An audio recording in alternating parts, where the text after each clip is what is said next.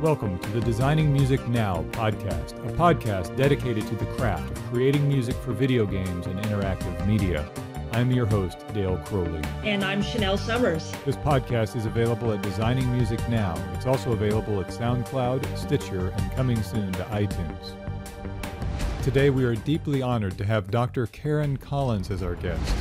She is the director and producer of Beep, a documentary history of game sound, and also the author of a new book based on the interviews in that documentary called The Beep Book, which is running a Kickstarter campaign right now for the month of October through November 9th, and this may be the only opportunity you have to get a print copy of the book. Karen is the Canada Research Chair in Interactive Audio at the University of Waterloo and an internationally recognized expert on game audio.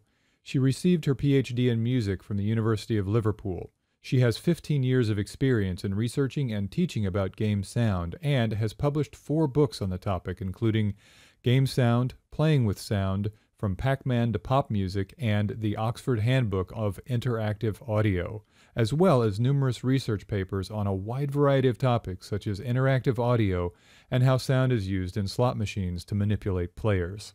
So welcome to the show, Karen. Thank you very much. Thank you for having me here, and it's really exciting to see this new enterprise being launched. Yes, Chanel and I are very excited to be working on Designing Music Now, and we are really excited to have you part of our second podcast in the very early stages of development of our website and our community here at Designing Music Now. So Karen, how did you get started in music, and what are some of your earliest memories? I would have to go way back. I can't remember how or when I actually got started, but I've always been absolutely obsessed with music, like since I was basically a toddler. I started playing guitar when I was 5, and then played viola in school, took some piano in school as well, then eventually did my PhD in music.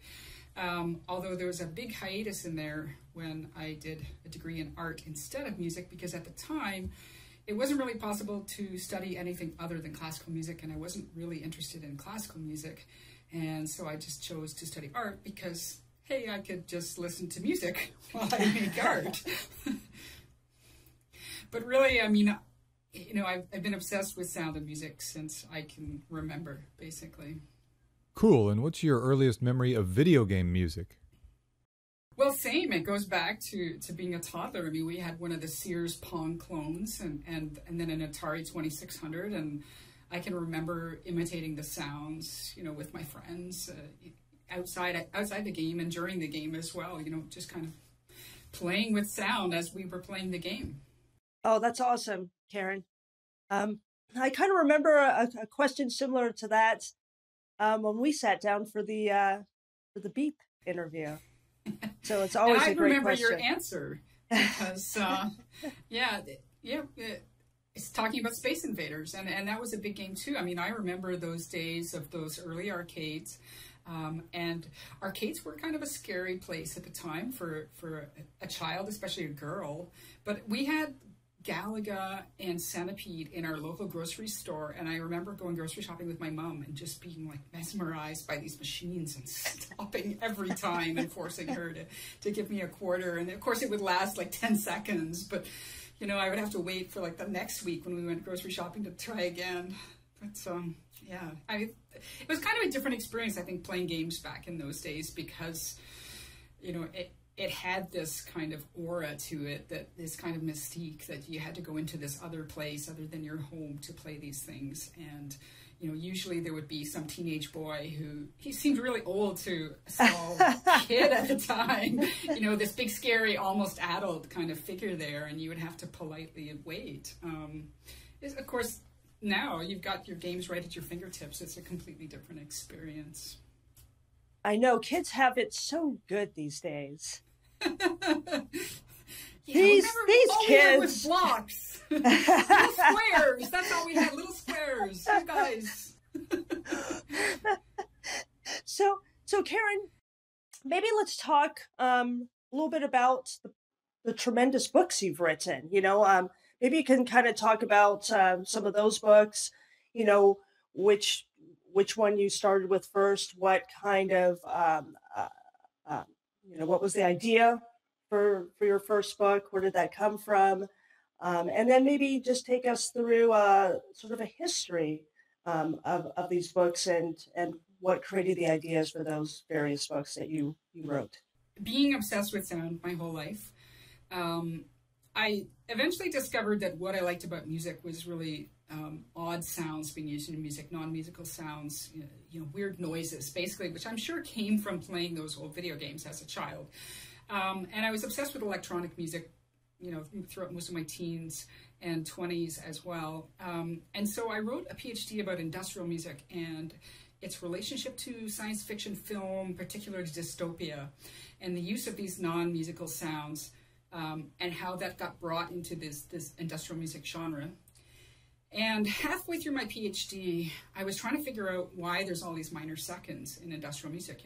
There's this kind of a lot of alien, a lot of Phrygian mode in industrial music. And I was looking at the Phrygian stuff and I'm like, why, where does this come from? This minor second stuff. And actually got used in metal a lot in the 80s as well. But I wanted to know why it suddenly got brought in. And then I was remembering these old Atari games. And I'm like, I'm sure there's something there. And I just didn't have time to get into it because, you've only got so much time to write a PhD, but I'm like, you know what, somebody should write about video game music. And then I was like, hey, wait a minute, I can write about video game music. But I was too busy with my dissertation. So literally the day I handed in my dissertation, I started writing about video game music and started looking into it. This was back in 2002. And so I explored that. I spent about 5 years just trying to put together a history of video game music because at that time nobody had done it and there was not a lot of information on the web, and so it was a lot of archival research, a lot of digging into patent documents and schematics and trying to figure out what the hell it all meant, because I didn't know a lot of this stuff myself, and just kind of trying to piece it together and then playing an awful lot of games. And so the first book was Game Sound, and that took me about 5 years to do all of that work. And approximately as I was finishing Game Sound, which was 2006, I think, when I sent it off to the publishers, then I was also recruiting other people to start writing about game music. And so I put those articles together into a book called From Pac-Man to Pop Music, which was a series of articles written by some academics, some people in the industry. For instance, Anders Carlson from Go-To-80, chiptune musician. I can't remember, I think Damien Kaspar maybe wrote a chapter in that one. Came out in 2008, so I'm having to dig back. Peter Drescher, I think, wrote a chapter as well. So a lot of people that were kind of involved in the industry, as well as academics, and just trying to slowly start to piece together what this game music thing was. And then I got a job in the meantime, and the academic world, as you know, you go from assistant professor and hopefully eventually get promoted to associate professor, and then you get tenure. Only when I initially approached my department chair about getting tenure, he looked at my books and said, well, this isn't scholarly enough. And thank God there's enough people out there that would punch him in the face for saying that today. But at the time, I'm like, okay, well, F you, I'll go write a scholarly book. And so then I wrote Playing with Sound, which was a lot more sort of theoretical, based on sort of a lot of the film music theory, film sound theory that had been out there, and sort of trying to apply some of it to games and using theories from psychology and stuff as well. So so that was basically, here's my theory book, take it and get lost. And so then I got tenure.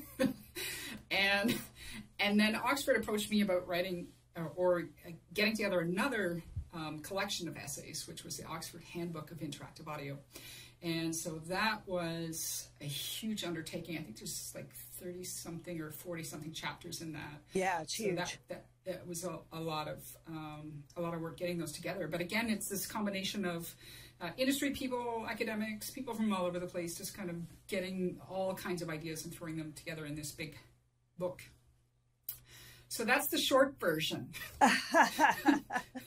Wow, that is really fascinating. So it seems like you started off with a deep understanding of the history of game audio, and then you moved more into wanting to understand the people behind the game audio. So the composers, audio directors, sound designers, and so on. That's right. I mean, I was always interested in the people involved, but initially when I started writing, I didn't really have access to those people. And I started going to GDC in 2006. So it was just as I was finishing game sound. And now that I have a lot more access to these people after getting to know them for 10 years, yeah, I really felt a need to let them speak about their own experiences of what this was all about and getting it sort of from the horse's mouth. The other sort of vein in that was coming from Brad Fuller, who was head of Atari coin-op division audio for, I think, 14 years or so. And he is part of the Interactive Audio Special Interest Group, or IASIG. And years ago, we sort of said, this was about maybe 2008, 2009, we said we should start getting together an game audio archival project, that we should start archiving this stuff before it's too late, before people, you know, forget or die or, you know, just disappear off the face of the planet, that we should try and gather this stuff.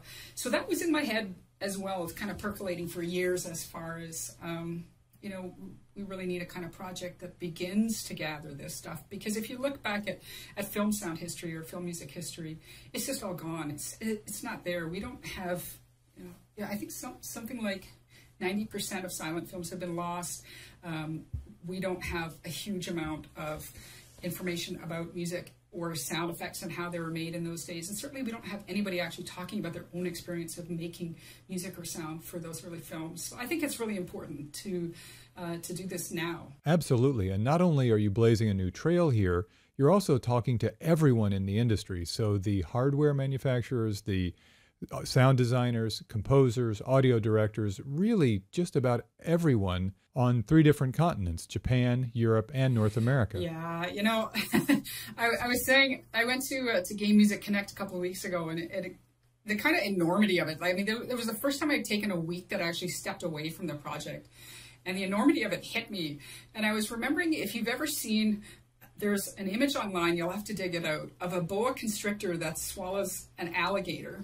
And it's splitting down the side because this alligator is just too big. And I kind of feel like that, where I've kind of like choked this thing halfway down, and it's like it's going to hurt to bring it out as much as it is just to keep swallowing. So, you know, at this point, yeah, I'm that boa constrictor that's kind of splitting down the sides going, what have I done?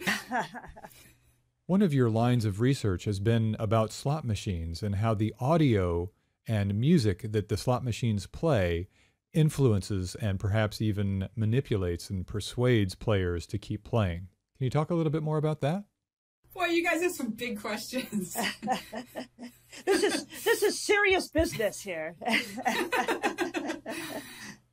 Yeah, I mean, I'm particularly interested in how sound can be used to sort of manipulate us emotionally or psychologically. So one of my research projects in the past has been looking at specifically at slot machines. Yes. And how sound, which is used in a very similar way to a lot of games, but basically sound in slot machines makes you feel like you're winning when you're not. You remember the wins more than you remember the losses because of the sound that's being played. That sense of sound that continues outside the game, after the game, you know, when you sort of hear it looping in your head, and it kind of brings about a kind of, you know, recollection of the winning in particular. And so you forget about all of the losses that you've had. But also the sort of immediate impact in terms of your psychophysiological response. So for instance, we were hooking up people to galvanic skin response, which measures how excited your body is, basically, so you can't just say, well, yeah, that sounds good, or I remember that sound, but we're actually measuring, you know, psychophysiologically using skin response, using EEGs and so on, and looking at how sound basically manipulates us into keep playing, and how it tricks us into behaving in a particular way. And I see a lot of parallels between that and casual games in particular, where there's a lot of sonic rewards. I mean, you're constantly feeling like, oh, I'm winning, I'm doing so good. It's like this constant pat on the back that, I mean, you're until recently, you weren't actually losing money on these things, but now I think that there's a lot of a lot of in-app purchasing going on, that you can actually consider it a kind of form of gambling, in the sense that you can kind of become addicted to these games, and you're spending a lot more money than you thought you would be. That would be me.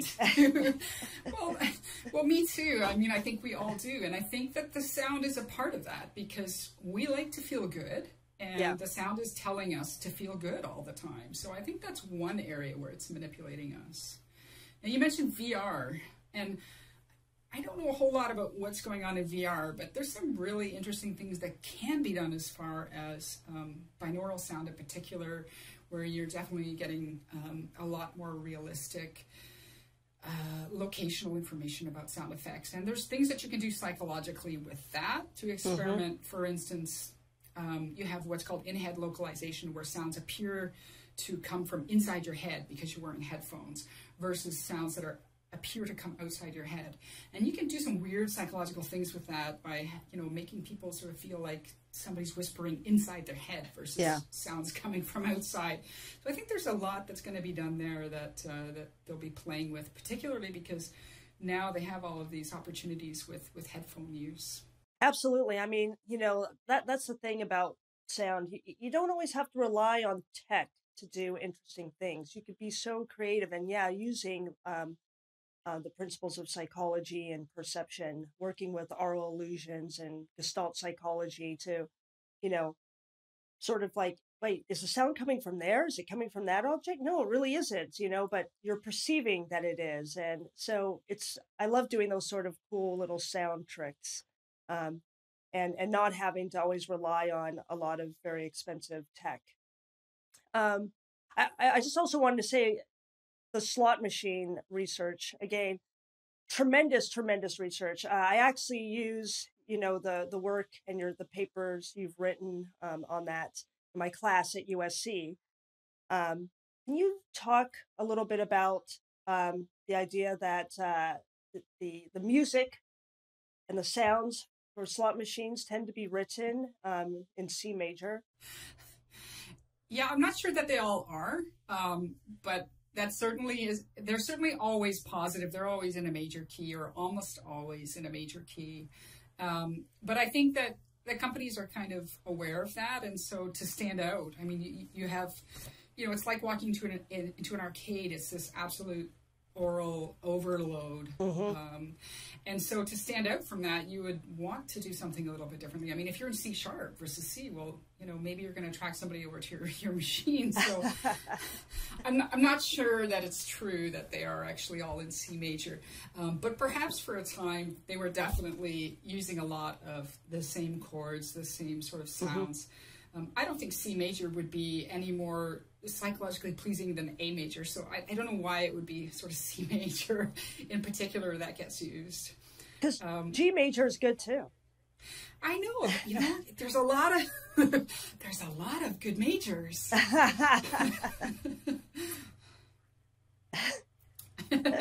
Well, and even, this idea that major is always positive and minor is always sad just doesn't hold up when you look at a lot of music. Like if you look at sea shanties, like What Shall We Do with a Drunken Sailor? I mean, that's minor. That's minor key. Yeah, and yet for it's sure. a really happy, jaunty song. So I'm not convinced of this whole major equals happy, minor equals sad sort of mythology that we have here in the West. I totally agree. It probably has more to do with consonance and dissonance. Yes. And probably there's not much use of the Phrygian mode in slot machine music.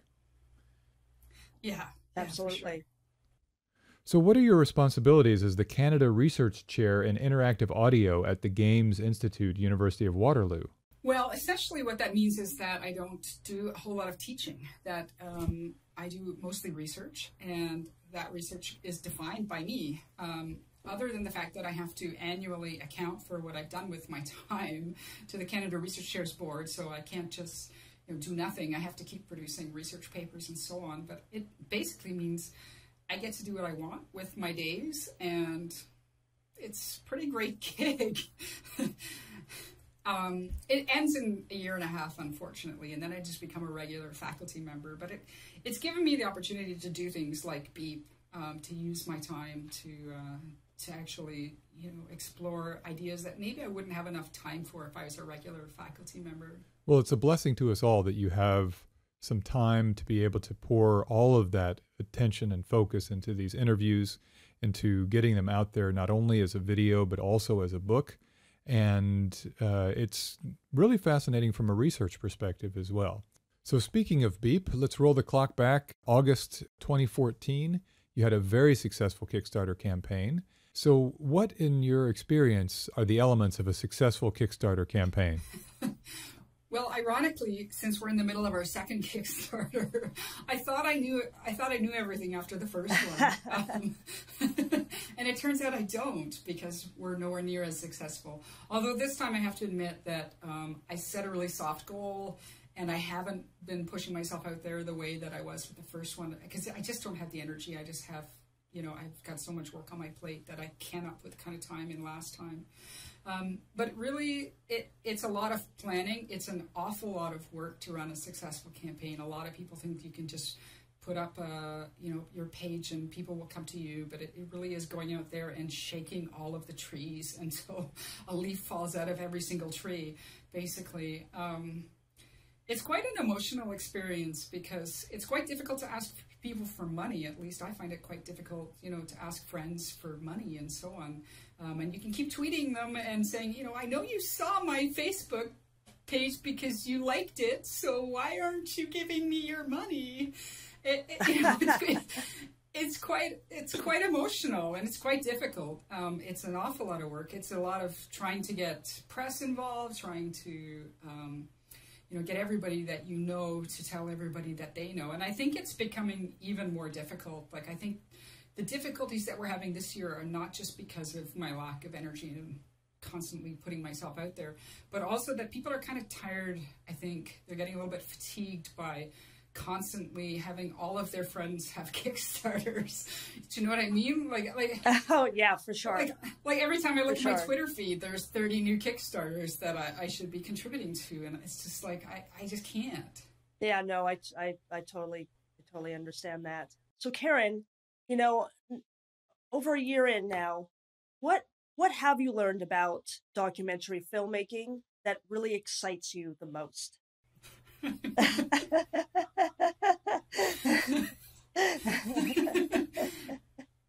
Dun, dun, dun. It's really hard to answer that because I'm so sort of buried in this mountain of work right now that it's really hard to think about what's fun and exciting about it. It must be very overwhelming, geez. Like the boa constrictor who swallowed the alligator. Exactly. I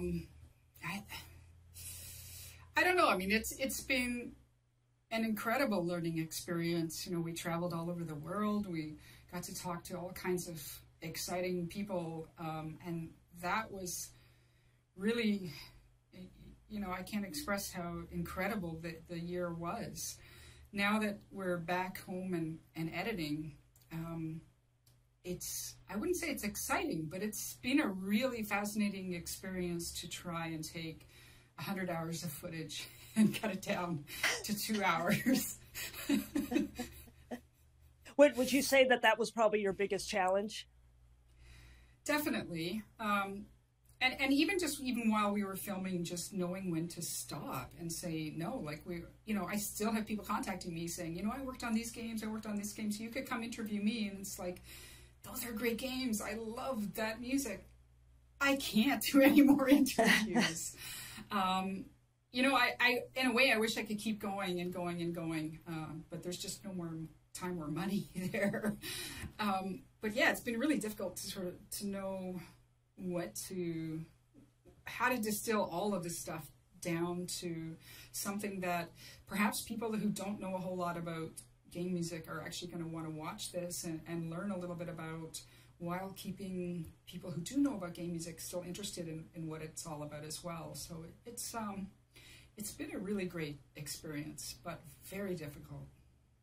Yeah, editing is always such a challenge. It's sort of like, it's your baby. It's like, but that's great, and I want to keep that, and I want to keep that, and that's always, to me, such a difficult thing to do, because it just always seems so good. And you're right. How do you distill it down to tell that really, cohesive and amazing story about game music?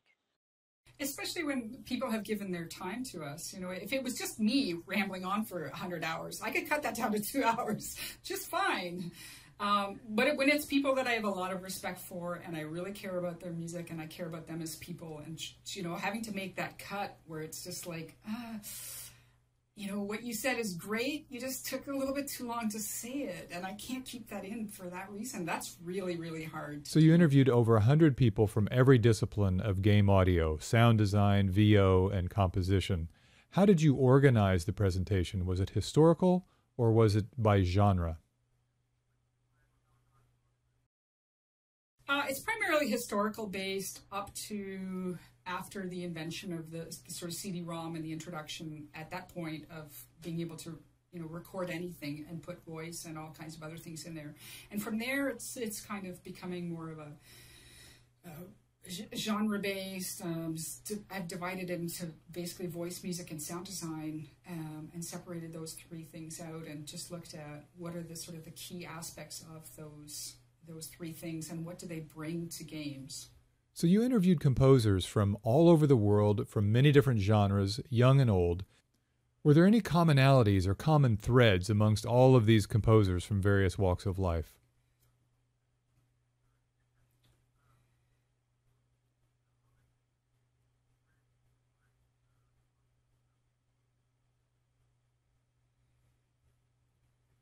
Whew.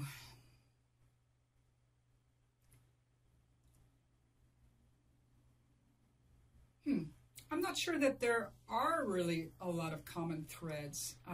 Everybody sort of tends to take a different approach. People have different philosophies. I think what all of the composers would agree with is that they don't always get to do what they want, that the game has to come first. So, it doesn't matter what style of music you would really like to do. But you're looking at the game and saying, this is what the game needs. And sometimes that means the game needs some fairly sort of ambient, not very exciting, music, whereas the composer would like to go off and, show off their chops. And they don't get that opportunity. But I think that's maybe the most common thread. It's just that need for serving the needs of the game as number one. As far as approach, people had different approaches as far as what they do.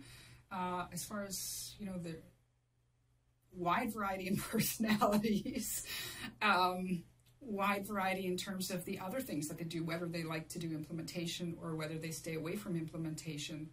It was really all over the map. So I wouldn't say that there are a whole lot of commonalities there. More and more games are embracing adaptive music, and there's some great middleware to help out with that, things like Elias and, of course, Fmod and Wise. Did you find that the composers you spoke with, in general, are on board with adaptive music? I think with a few exceptions, everybody's pretty much on board with the whole interactive, adaptive aspect of game music. I did speak to a few freelance composers who are basically just assigned to, linear music, and then sometimes the company they're working with is turning that into something interactive or adaptive. But for the most part, pretty much everybody is on board with that. And people actually had interesting, different approaches to how they did that. Some people are really sort of breaking it down in terms of, okay, if I go from this room to this room, it's going to transition from here to here. And other people are writing sort of the broad strokes, writing the music first, and then looking at, well, how can I cut this up to make it fit this particular part of the game? So there's even quite different approaches in terms of how they deal with interactivity. There's no real sort of set rules as far as, thinking about interactivity.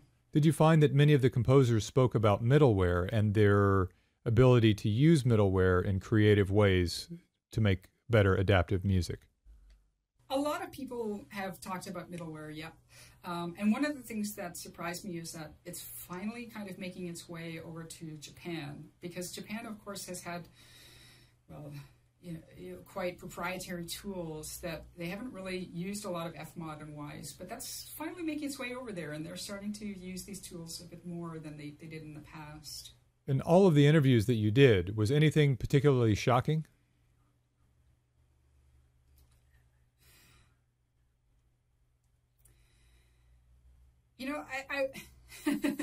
I would say the only shocking thing really was that the Japanese had almost the same experiences as Western composers. You know, I sort of envisioned that they had a lot more control, that they had a lot more power over their music and how it gets put into the game, that they got on board a lot earlier in the game design process. And that wasn't true at all. That they had all of the same problems. And, you know, when I would explain to them, I would say, you know, okay, well, so the American composers are saying, you know, that they're complaining sometimes they don't get on board until the very end of the game, and the game's done, and there's no memory left, or there's no money left, and they would just laugh and be like, it's exactly the same as here. And so that was the one sort of thing that I actually was quite surprised at. But having worked in this field for so long, I think that I was mostly asking questions that I knew the answer to already, so there wasn't a whole lot of surprises. I would say actually something else that surprised me about Japan was that the female composers and sound designers, so I was like, wow, you know, they're so progressive. They've had these, you know, female composers working for so long in Japan. And then I was talking to, I think it maybe was Yoko Shimomura, I can't remember who it was actually that we were talking about this. And she said it was because that women were paid less in Japan. Oh, no. So the companies hired women because they didn't have to pay them as much money. Ouch. So I had this vision, yeah, I know, I had this vision of them being so progressive and like, oh, okay, well, there's that shot down. So, Karen, I wanted to ask you about your collaboration with Leonard Paul on Beep. Can you talk about, you know, how that came about and how was that collaboration? Well, we're still working on that. Leonard, Leonard was one of the people who wrote a chapter for from Pac-Man to pop music. So I've known him for about 10 years now. And when I was thinking about putting this documentary together, and I thought, well, you know, who am I going to get to compose this stuff? Leonard came to mind because he'd actually written the music for a well-known Canadian documentary called The Corporation. And I really liked that film. It won a lot of awards. It was a great film, and I liked his music for that. And he's also, of course, got the experience in games. So I thought, well, yeah, that would be a good choice. The fact that he's Canadian also makes it easier in that we're going to be applying for some Canadian funds. And so having a Canadian crew really helps out as well. So it was just an added bonus that he's Canadian. But so far, I mean, everything's been fantastic. I throw him, you know, the teaser trailer, and he came back with a piece of music. I thought, yeah, this is really good. I really like this. And then he just wasn't satisfied with that. So he rewrote it, came back with this other piece. I'm like, yes, this made me cry. So then he was like, okay, now I got it. And so he's been really responsive that way. And then with the Beep logo, what happened was, I used a little piece of his music and I threw some sound effects on, and I just sort of, it was kind of like, this is just an idea. I'm kind of thinking about going in this direction, you know, for this Beep logo. And he took that and recreated all of these sound effects individually using pure data. And then he's created an online, basically pure data patch that you can go and you can look at how he's built that using pure data, and he takes you through, he's got a video online that shows you all of that. But what we're going to be doing is taking that idea of pure data and having a kind of generative aspect to the score, because one thing we're doing with Beep, with all of that footage we've got, is creating an interactive documentary. So we have the actual film, but with all of this other stuff that sometimes gets pretty nerdy and deep, is too much for a 2-hour movie. We're putting that online, and we'll have some interactive, like it's like a non-linear choose your own adventure way to get through all of that content rather than sitting down and watching a movie. You can actually interact with some things that we're building. So that sort of generative aspect of the music, you'll be able to play with it online as well. So it's pretty cool. I think we're doing something that's fairly unique. Oh, that's so cool. Wow. That's great to hear. And I guess also really speaks to the non-linear aspects of game audio too. So exactly. We have all the same problems as game audio. Is, you know, how do you write this non-linear piece of music that still sort of connects and can help emotionally draw people in, and yet it has this generative element. You know, that's kind of an interesting challenge. For sure, for sure. You know, I wanted to ask you about, you know, what are some of your favorite stories or anecdotes that came out of the interviews for the Beep documentary? You know, I immediately thought of one that I can't repeat because they asked me to take it out.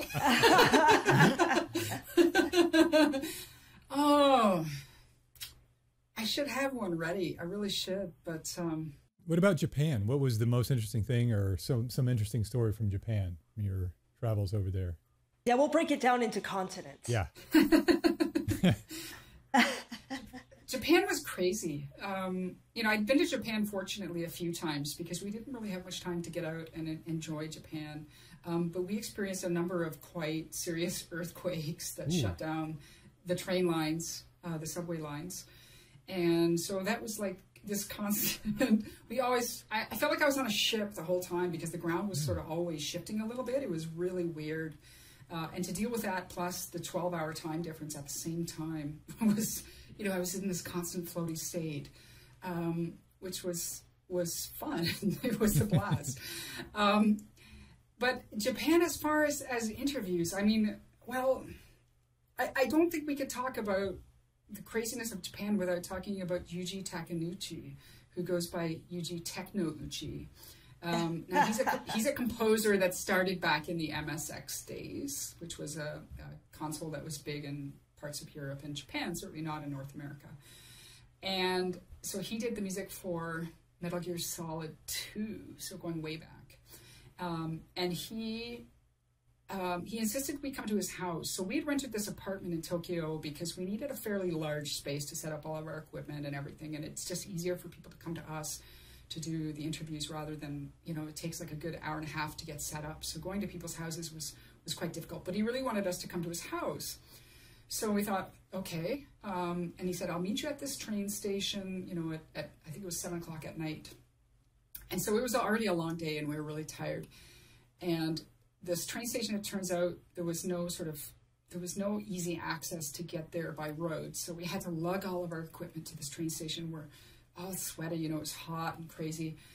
And then he comes and he meets us there and he's like, oh, it's just a 20-minute walk. And we're like, we've got 400 pounds of equipment, you know? Holy cow. You know, a 20-minute walk. So we started lugging all this stuff. And then eventually he's like, you know what, this is crazy. He calls up some of his fans. So he has some fans that are around to come bring their vans. So they came and pick us up. And they brought us to Yuji's house. And his house, now I should say, I don't know if I'm like on the spectrum somewhere, but I have a real issue with patterns. Like I have a lot of trouble with clutter and with lots of stuff. And so we walk into Yuji's house and floor to ceiling, wall to wall, like every inch of this place is covered in stuff. There's bats hanging from the ceiling. There's fake birds everywhere. There's grass growing out of the walls. Like there's little dinky cars everywhere. Like the entire house, floor to ceiling, like everything is like this giant diorama. And we're just like, oh my God, you know, my sound guy immediately, you know, Roy, he goes back outside. He's just like, okay, sorry. And I'm flipping out. I'm like you don't even know where to look. It's just there's stuff. And I can see why he wanted us to bring it, to bring us to his house because, you know, it was pretty cool, but it was just total sensory overload. And so then he wants us to film him sitting on this old trunk, like that looks like this medieval, you know, straight out of a video game kind of trunk, while he's holding a giant sword, wearing light up laser blinky glasses. And this room is so small that I'm standing out in the hallway shouting into my interpreter, who's then asking him questions and then shouting back to me what's going on. My camera guy doesn't have enough room to actually look into the back of his lens. So he's holding like his cameras side by side, like trying to guess, you know, like where the focus is, like holding these cameras. And, you know, it was just, it was absolutely insane. Like, we just walked out of there later just going like, what the hell just happened? Super nice guy, and these fans actually came and they brought all these old consoles that I had never seen, these old weird Japanese like arcade things, and they set them all up, and you know, we were there for a few hours just filming this stuff and playing video games with them. I mean, not being able to communicate hardly at all, but it was absolutely fantastic, and that kind of summed up what Japan is like, you know, like this just this kind of crazy other world that you step into that's just like, wow. And is he sort of a rock star over there? Well, he certainly has groups of fans. Yeah, definitely. And he works as like a DJ and writes like, you know, electronic music on the side. So I think he has a big following from that as well. But these fans were like, they were really crazy. I mean, they were just, you know, these guys were obsessed with game music. And, you know, there's like North American obsession, but when the Japanese get obsessed about something, like they live it, you know, they absolutely live it. So it was a blast. We had a great time. Yeah, we saw your snippet, the Big in Japan video that's up now on the web. And that is extremely well done, by the way. It's not just talking heads. You really have a lot of external shots and scenes and stuff like that going on too. So you've put a lot of production value into this movie, which I'm really excited to see. But in Japan, they have these house bands. Do you want to talk about that a little bit? Yeah, so back in the 80s, mid 80s and so on, a lot of these companies sort of had their own bands that would be mostly usually the sound team, but also some other members of the game development team. And they would actually form bands that would play this music live. So these house bands were one of the ways that a lot of the composers and sound team in general would gain some respect at the company, because they had their own sort of fan base out there that would begin to, you know, put the band name logo stickers on their lockers at school and so on, and sort of, so these bands would compete with each other. They would have, you know, these concerts started by the early 90s where a lot of the different sound teams would actually go and play concerts and sort of bring all of these people together to listen to game music, which happened so much earlier in Japan than anything that we had in North America, as far as, you know, putting that game music out there to the people. So I think it was really cool. Yeah, and the gentleman from Taito, the composer, who said that basically the composers were at the bottom end of the totem pole until they formed their house band. And once they had a big fan following, they started, you know, they rose in status in the company. Yeah, I thought that was really interesting that, you know, music and sound was basically their way of gaining some status, that once they sort of figured out how to get a following, how to get people interested in what music and games was, then suddenly people started to care about the music and games, and the companies themselves started to care about the music and games. So, you know, I haven't had a lot of time to do any more background research into that aspect, but I think we could say that the formation of house bands probably, you know, influenced the direction of game music in general, influenced the fact that companies started to pay attention to the music in their games. And which was the first company to have a house band? That's a difficult one. Now, Koichi Namiki said that Sega, he was at Sega, they had a house band called Sega Sound Team. And it sounds like they were perhaps, if not the first, one of the first. And so he said initially it was part of a party that they were going to throw for Afterburner Panic, the game, in 1986, I think that was. And so they played the songs live and discovered that there was an audience for that, and it kind of exploded from there. Cool. So moving on to the next continent, Europe. Any interesting anecdotes or shocking stories or interesting characters over there? Nothing quite like Japan. Let me think back. What happened in England? No, I mean, I don't think there's anything that's... there's nothing that touches our experience in Japan. So I guess the UK, the Europe, and the American folks were all just very conservative. Well, I would definitely say the Brits are way more conservative than Americans. We had to do a lot more work to try to get them to sort of come across as a little bit more enthusiastic. You know, generally speaking, not everybody, but generally speaking, the Americans were just like, you know, give me the cameras, put them on me, here we go, now, woo-hoo! Go America! We're just loud and obnoxious, and then the UK folks are like quiet, reserved, well-mannered, well-spoken, humble. Yeah. We're like, look at me, yeah. Yeah, I mean, it was a little bit more work to draw the Brits out a little bit. But yeah, that's just a cultural thing, so I get that. You interviewed Chanel. We did. Chanel came up to Vancouver to see us, which was awesome. And I had never actually met Chanel before, which is weird because we've traveled in sort of similar circles for so long.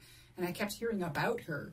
And it was actually my sound guy, Rory, who couldn't make it to the actual interview, unfortunately, because he lives nearby in Kelowna. But he's like, you have to interview Chanel. You have to. He'd watch some videos online, and then I watched some videos. I'm like, yeah, we have to interview Chanel. She's a character as well. We need more characters. we had several sort of categories of people that we thought we should interview, and there were like, okay, these are the superstars. Got to interview them. And these are the people that have important significance as far as the historical work that they did or something specific that they did in terms of the development of game sound history, but maybe they're not very well known. And then we had the characters category. So we got some good characters. I'm not saying you're not a superstar as well, Chanel. But you cross categories. Yes, exactly. You covered at least one category. I guess I definitely do have a personality.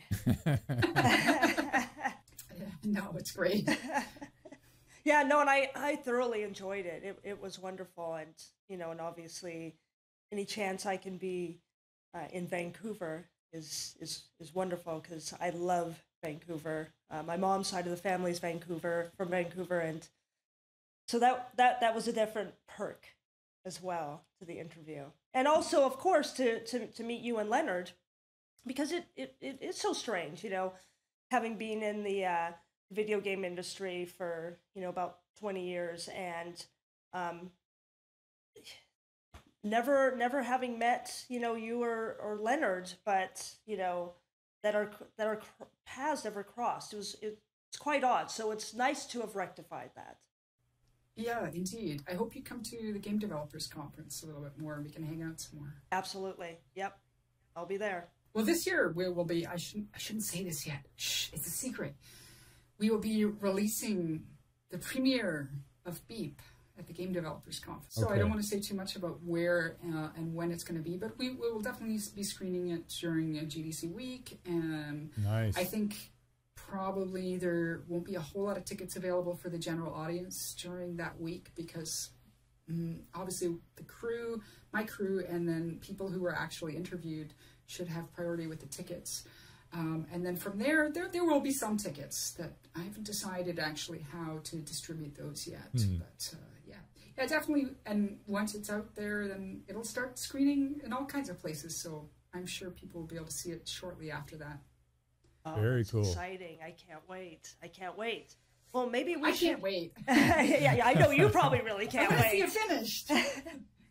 Maybe we should transition into talking about the book. Yes. And the inspiration for that project. So, Karen, what was the inspiration for that project? This project actually started as a book before it was a film. And I planned on writing like a full history of game audio, like a lot more detailed than I had done in the past. I had an awful lot of material that I wrote for game sound that didn't actually end up in that book. So I thought, well, I can revisit that and add the voices of these people who actually were part of this history. And so my initial goal was just to interview these people and record those interviews and then use some of that content in the book. And then I thought, well, it's kind of a waste to go and interview everybody and not record it. And so that's when it kind of exploded into this, well, I'll just get a camera crew and do a movie. Why not? But from there, so the Beep books that are on Kickstarter right now, that is all of the transcriptions of the interviews that we did. So there's 100 interviews altogether, that are transcribed. And that's just like, that's a straight up transcription. Now, at the same time, I'm still taking the bits and pieces I like from that and writing another book why do I do this to myself? So this other book will be that history that I'll put together, which is going to take me, I think, a few more years. It won't be anytime soon. So the Beep books right now are transcriptions of all of the interviews, which are kind of fun to go back and read. I really enjoy, typing it out. I would be laughing sometimes, just laughing out loud as I'm listening to these things for the second time. Because in the moment, interviewing people, we're both kind of stressed out, I think, to some extent. The person I'm interviewing is, you've got all these cameras and lights and microphones pointed at you, and it's a little bit stressful. And me as the interviewer, I'm thinking, are they comfortable? Is the pacing good? How's the audio? And I'm trying to do all of these things at once. I'm not really living in the moment. But going back and reading them after I transcribed them all, it was a lot of fun. And I realized that I had a lot more fun than I thought I did at the time, just because I was so stressed out. But yeah, I hope people enjoy reading them, because it was really quite an experience to go and interview all of these people. Well, I'm just now upset that I didn't have a sword during my interview. So, if I ever do Beep 2, we'll bring props. I should have kept my dog Cody in the interview, and had it been like a ventriloquist act or something like that. and some neon glasses as well. Exactly. I wasn't too clever. I was just sort of sitting on the couch. Fantastic. Karen, you are clearly fascinated by game audio and audio in general, and it's almost like you're the E.O. Wilson of game audio. You have, everything that you have studied, all of the, vast knowledge that you've accumulated. So back to the book, what were some of the obstacles that you've encountered? For example, you have to have translations for all of the, before you can do the transcriptions. Yeah, for the Japanese ones, I had to send those off to have somebody else transcribe them and translate them.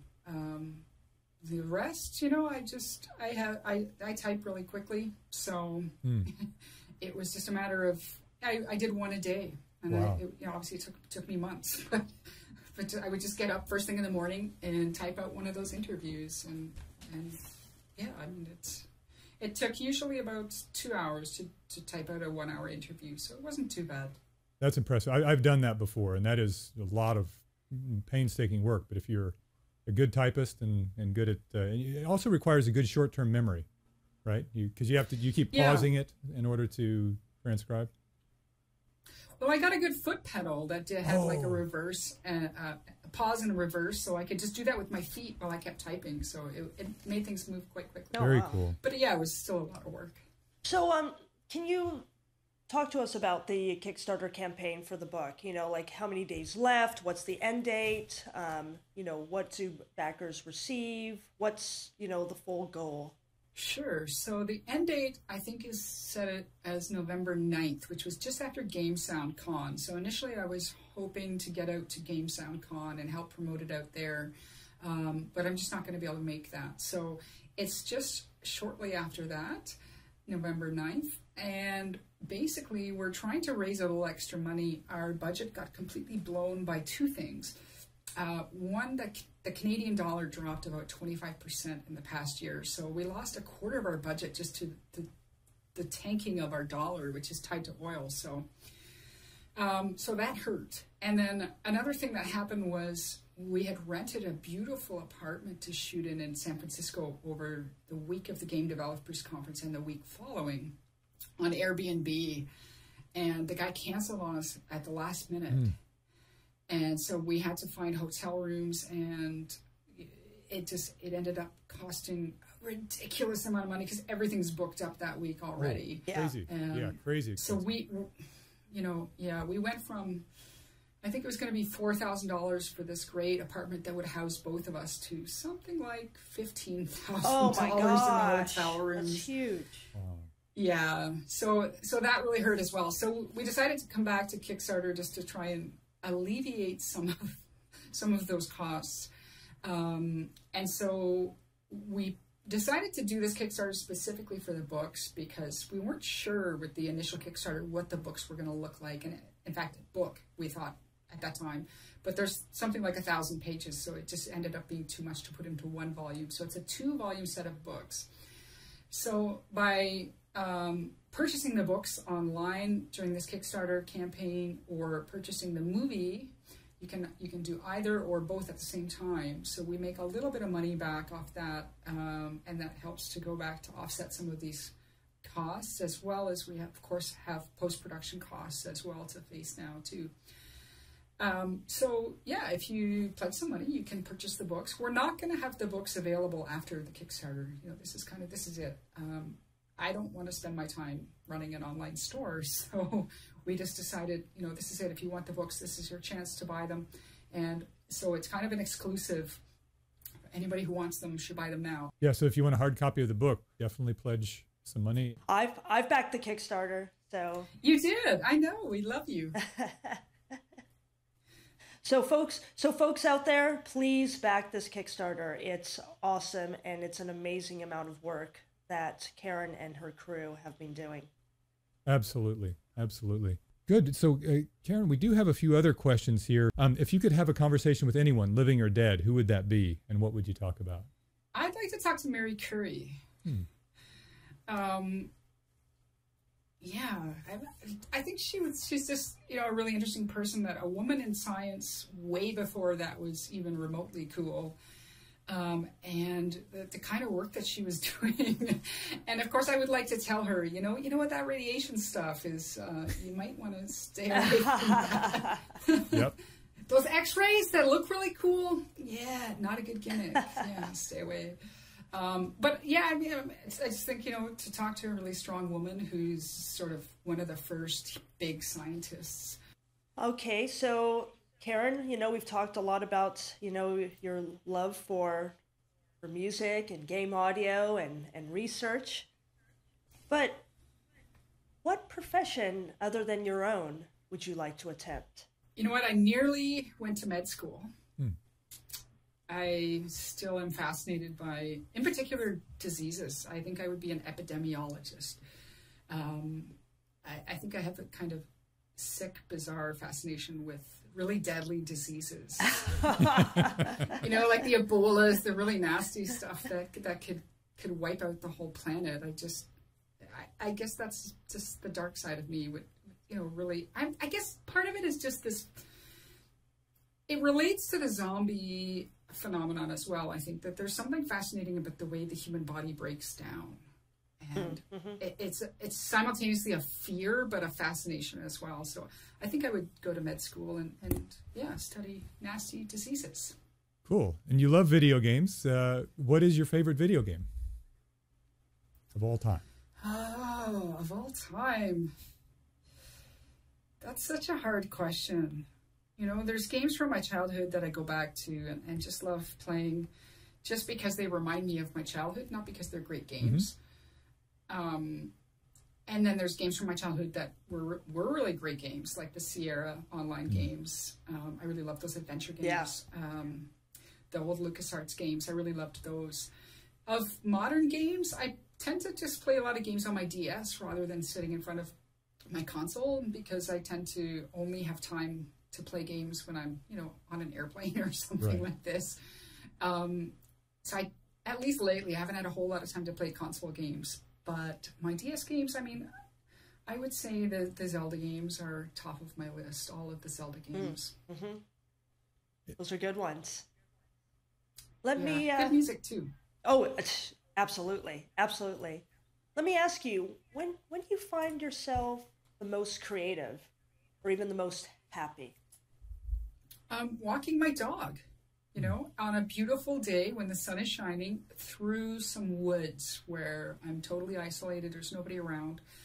I keep a little notebook with me, because those moments I'm just like, I just explode with ideas. There's something about getting away from the screen, you know, off the computers, away from everything, and just going out into some silence and just listening to, you know, my dog's breath as he's running and having a lot of fun in the woods. And that's it. That does it for me. That's funny. Yeah, you and I share a very similar philosophy on that. Whenever I'm, you know, just need some creative inspiration, or the ideas just aren't flowing, I love to just take a walk, and yeah, particularly with my dog, there's nothing like it. So I totally get you on that. And the final question we have for you, Karen, is what advice do you have for composers and anyone actually, sound designers and so on, but in particular composers perhaps, who are looking to get into game audio? I think probably the most important thing to do is to plant seeds, I would say. You know, I think some of the things that are happening in terms of my own success in my career are branches of trees that have grown out of seeds that I planted 10 years ago. And I think if you plant some seeds and nurture them, that they, you know, over time, they grow into some really exciting things. So, you know, volunteer and see what you can do for other people to help them out, rather than just thinking about yourself and thinking about, you know, what kind of immediate payoff there is. And so one of the things I see that I think people do wrong at the Game Developers Conference is to sort of seek out the high flyers that they think are going to help them with their career.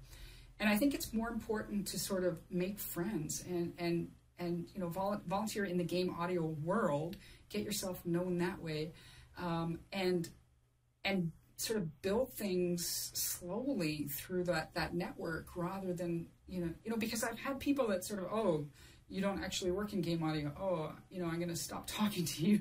They do this eye glide, you know, when they look at you, they look at your badge and it's like, oh, you know, you're not worth talking to. Well, actually, I've gotten quite a lot of people some jobs because I know a lot of people. And sometimes people come to me and they say, hey, do you know somebody that can do this? And I'll say, oh, yeah, actually, I have met somebody that can do that.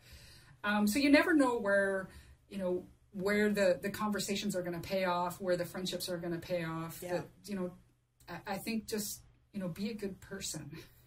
It's as cheesy as that sounds. Just, you know, start planting those seeds and eventually it'll grow.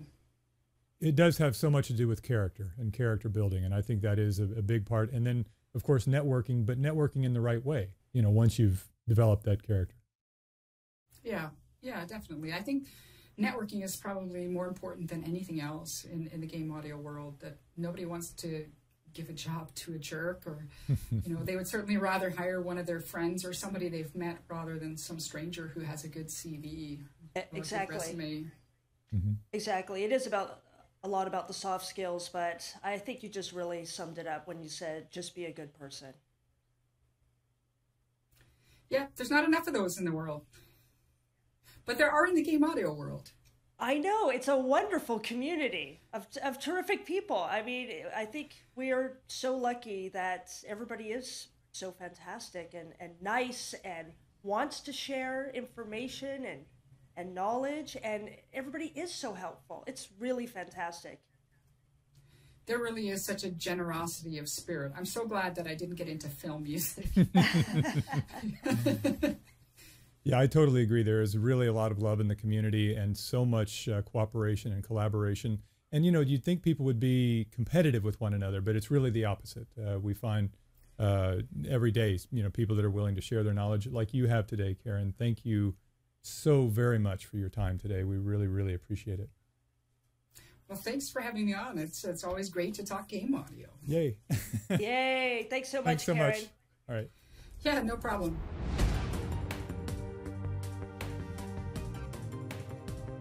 Thank you for listening to the Designing Music Now podcast, a podcast dedicated to the craft of creating music for video games and interactive media. Please visit us at designingmusicnow.com for more info, news, and reviews on this subject. We would love to hear from you.